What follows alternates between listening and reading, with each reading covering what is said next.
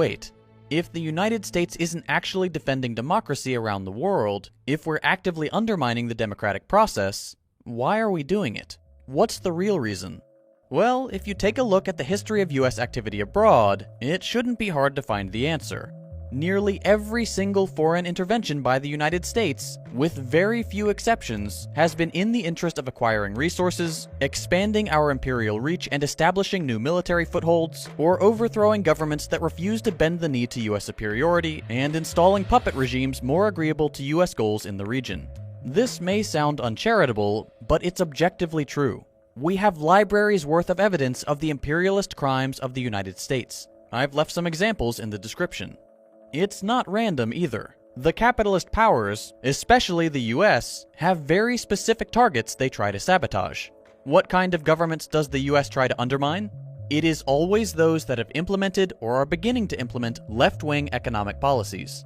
The United States corporate-controlled government understands that humane, common-sense, worker-centric policies are incredibly appealing to the average person, including Americans. US leadership does not want to run the risk of a successful left-wing economy growing large enough to offer the world an alternative to destructive, genocidal capitalism. But trying to influence the outcome of elections will only get you so far.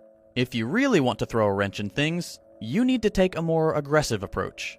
This is where the US really shines. You've probably seen this infographic floating around online. It's a little outdated at this point, and doesn't even include all the US's interventions, but the fact that the United States, the supposed defender of freedom and democracy, has engaged in at least 56 military interventions in Latin America since 1890 is insane.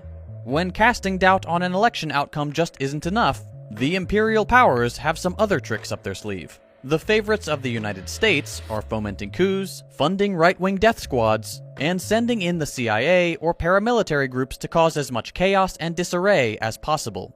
The list is far too long to cover in depth, but let's take a look at just a couple of the more well-known examples.